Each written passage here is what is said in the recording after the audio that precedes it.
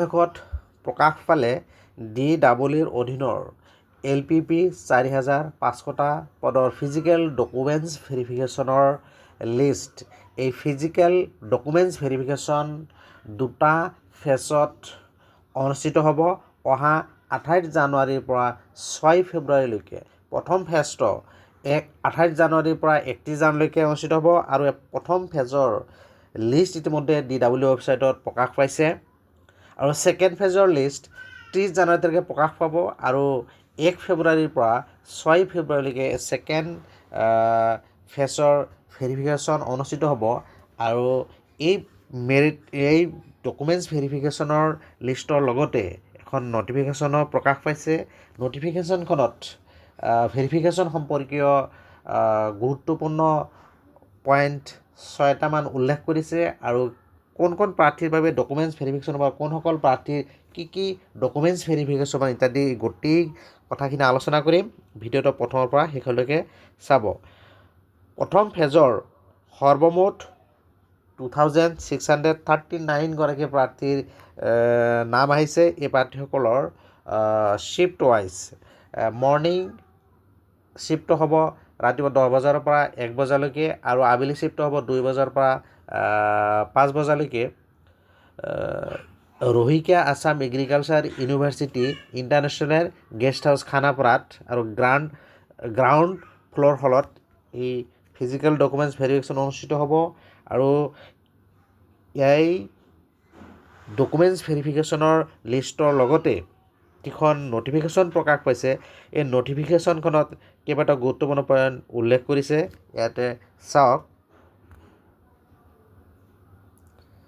It is for information to all the concerned that the physical documents verification of the candidate against the advertisement number this is dated 8th January 2025 for 4,500 post of teacher of LP and UP primary school under the Director of Elementary Education that the physical documents verification will be conducted as follows. So ইয়াতে details উল্লেখ কৰিছে। 28 জানুৱাৰীৰ পৰা 6 ফেব্ৰুৱাৰীলৈকে অনুষ্ঠিত হ'ব। Venue ৰহিকা Assam agricultural university international guest house Khanapara আৰু দুটা শ্বিফ্টত হ'ব।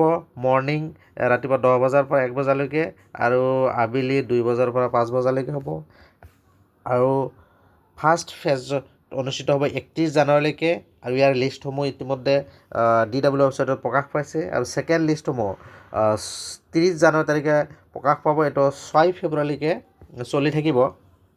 ইয়াতে ইম্পৰ্টেণ্ট পইণ্ট 6টা উল্লেখ কৰিছে। ইয়াতে চাওক। বিশেষকৈ NIS প্ৰাৰ্থীসকলৰ ইতিমধ্যে NIS প্ৰাৰ্থীসকলৰ 17 জুন 2025 তাৰিখৰ যিখন নিৰ্দেশনা আছে সেই অনুসৰি যে অধিসূচনাখন অনুসৰি ইন ছাৰ্ভিচ শিক্ষকৰ প্ৰমাণ হিচাপে যিখন জাননী দিয়া হৈছে সেই জাননী মতে ডকুমেণ্টছসমূহ প্ৰডিউচ কৰিব লাগিব। ইয়াতে সেইখিনি কথা উল্লেখ কৰিছে। The NIS candidate R hereby asked to comply the notice regarding the proof of in-service teachers only for the candidate with 18-month DLED from NIS as notified Bite number this dated 17th June 2025. So সেই 17 June 2025 তাৰিখৰ যিখন নিৰ্দেশনা আছে সেইমতে in ছাৰ্ভিচসকলৰ ডকুমেণ্টছখিনি produce কৰিব লাগিব আৰু এই সকলো প্ৰাৰ্থীয়ে ছেল্ফ এটাষ্টেড ফটোকপি লৈ যাব লাগিব against the each registration number along with the relevant documents in original at the time of physical documents verification. So self attested photocopy সৈতে original documents সমূহ লৈ যাব লাগিব। The listed candidate are requested to bring all the acknowledgement of online application. All the acknowledgement মানে যদি কোনোবাই LP UP দুয়োখনতে apply কৰিছে multiple applicant তেনেহ'লে কি ক'ল গোটেইকেইখন অনলাইন এপ্লাই কৰোঁতে যিকেইটা এক্ন'লেজমেণ্ট আছে গোটেইখিনি লৈ যাব লাগিব। The candidature will be cancelled forthwith if any kind of fraudulence, discrepancy, misrepresentation of facts in detected by the appropriate authority at any point of time. প্ৰবঞ্চক নাইবা অমিল তথ্য ভুল ধৰা পৰে তেতিয়াহ'লে প্ৰাৰ্থীসকলৰ যিটো প্ৰাৰ্থীত্ব সেইটো কেঞ্চেল কৰিব। লগতে the candidates will also be barred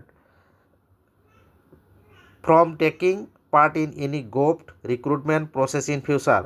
And subsequent legal action will also be initiated against such candidate who fail to attend and remain absent in physical documents verification will outrightly be rejected. So যিসকল absent থাকিব সিহঁতসকল candidates cancel হৈ যাব. Only those with proper authorization approved by the DW official at the venue candidates representative can attend the physical documents verification in case of emergency and on medical reasons. So emergency আৰু medical ৰিজনত যদি কোনোবা প্ৰাৰ্থীয়ে উপস্থিত হ'ব নোৱাৰে তেতিয়াহ'লে DW website DW official বিষয়াসকলৰ যিটো অথৰাইজ এপ্ৰুভ কৰিলে সিহঁতসকলৰ ক্ষেত্ৰতহে কি হ'ব ৰিপ্ৰেজেণ্টেটিভে অৰ্থাৎ সিহঁতে কি কৰিব পাৰিব ফিজিকেল ডকুমেণ্টছ ভেৰিফিকেশ্যন প্ৰডিউচ কৰিব পাৰিব অন্যথাই প্ৰাৰ্থীসকলৰ কেঞ্চেল হ'ব. No second option will be given to those candidates who fails to appear and remain absent in the notified dates for physical documents verification. So যেহেতু ছেকেণ্ড অপশ্যন নাহে যিসকল প্ৰাৰ্থী ইতিমধ্যে লিষ্ট প্ৰকাশ পাইছে এই প্ৰাৰ্থীসকলৰ এবচেণ্ট থাকিলে সিহঁতসকলৰ যিটো ছেকেণ্ড অপশ্যন নাথাকে বুলি কৈছে. গতিকে যিসকলে ইতিমধ্যে এপ্লাই কৰিছে সেইসকলে উপযুক্ত কাৰণ নোহোৱাকৈ এই ফিজিকেল ডকুমেণ্টছ ভেৰিফিকেশ্যনত এবচেণ্ট নহ'ব, নহ'লে আপোনালোকৰ প্ৰাৰ্থিত্ব কেঞ্চেল হ'ব. চ' মোৰ এই ভিডিঅ'টোৰ যোগেদি গুৰুত্বপূৰ্ণ খবৰটো জনালোঁ. ভিডিঅ' ভাল লাগিলে লাইক আৰু শ্বেয়াৰ কৰিব আৰু এনেকুৱা ধৰণৰ গুৰুত্বপূৰ্ণ বাবতিৰ বাবে যিসকলে চেনেলটো এতিয়া ছাবস্ক্ৰাইব কৰা নাই চেনেলটো ছাবস্ক্ৰাইব কৰি ন'টিফিকেশ্যন বেলটো অল কৰি দিব. Thank U.